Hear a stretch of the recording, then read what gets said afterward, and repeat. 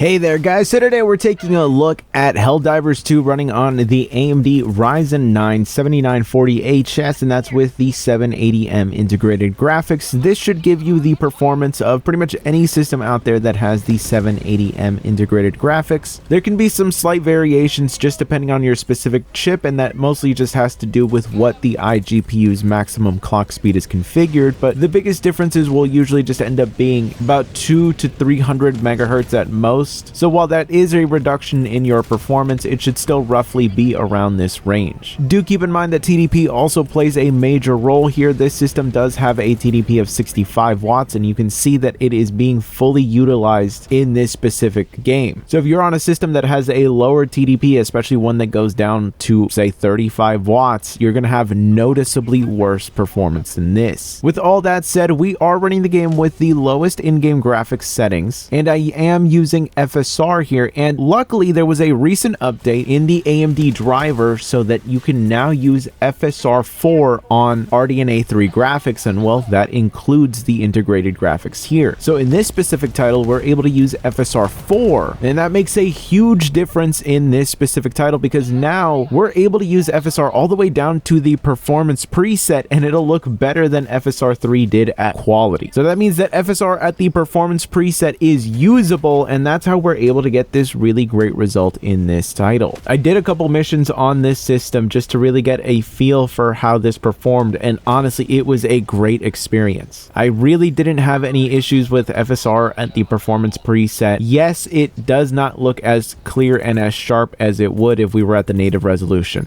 but it solves most of the problems that FSR in the older iterations had, where the noticeable ghosting and artifacts would end up making it unusable. This time around, I'm able to ignore these problems and just completely enjoy the experience of playing the game. Is it perfect? No, but it doesn't need to be. It just needs to get out of the way. It lets me enjoy the game perfectly fine on here, and well, this was a huge game changer because this was one of those titles that for this hardware before, it just was not doable. Now, it's a fantastic experience, and that is the biggest benefit of being able to use FSR 4 on hardware like this. So I'm excited to see more games get updated to support FSR 4. But with this game, you can be fully confident that it's going to be completely playable on this hardware, and it's thanks to that FSR. If you're someone that is used to using FSR 3 or worse, things like FSR 2 or FSR 1 on integrated graphics, just understand you don't need to be terrified of it here. FSR 4 is your friend. It does a fantastic job here. It looks great. It plays great. The performance overall is really rock solid. Just look at those frame time charts. They are extremely smooth. The only time you're ever going to see a spike is when there's something really crazy going on in the screen, and that doesn't really end up causing any real issues. So overall, even though this was a doomed mission because we all ended up dying in the end, it was still a great time, and I never felt like the hardware was holding me back from being able to properly play the game, and that's really all you can ask for when it comes to integrated graphics. But if you're interested in picking up a system with these integrated graphics, check down in the description and in the pinned comment. I'll catch you guys in the next one.